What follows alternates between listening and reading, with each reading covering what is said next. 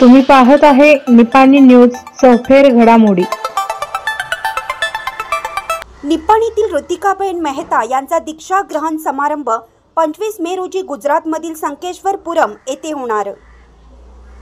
आजच्या आधुनिक युगात सर्व सांसारिक सुखाचा त्याग करत परमेश्वराच्या चरणी लीन होत संपूर्ण आयुष्य झोकून देणं हे अतिशय अवघड काम आहे। मात्र निपाणीतील ऋतिकाबेन मेहता या युवतीने हे धाडस केलं आहे। वयाच्या अवघ्या 23व्या वर्षी निपाणीतील सुपुत्री मुमुक्षू ऋतिकाबेन राजकुमार मेहता यांनी जैन धर्मामध्ये अतिशय पवित्र असणारी दीक्षा घेऊन सांत्वी होण्याचा मानस व्यक्त केला।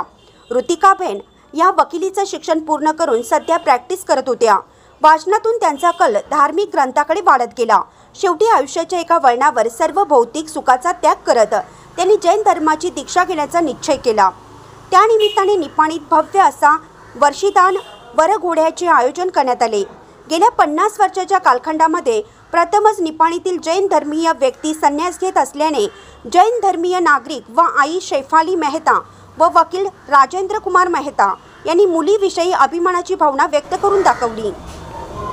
आता येत्या रविवारी 25 मे रोजी गुजरात येथे त्यांना दीक्षा दिली जाणार आहे। त्या निमित्ताने चंद्रप्रभू महाराज कारखाना पेढी निपाणी यांच्याकडून वर्षीदान वरघोड्याचे आयोजन करण्यात आले आहे। याचा लाभ कल्याण मित्र परिवारास मिळाला।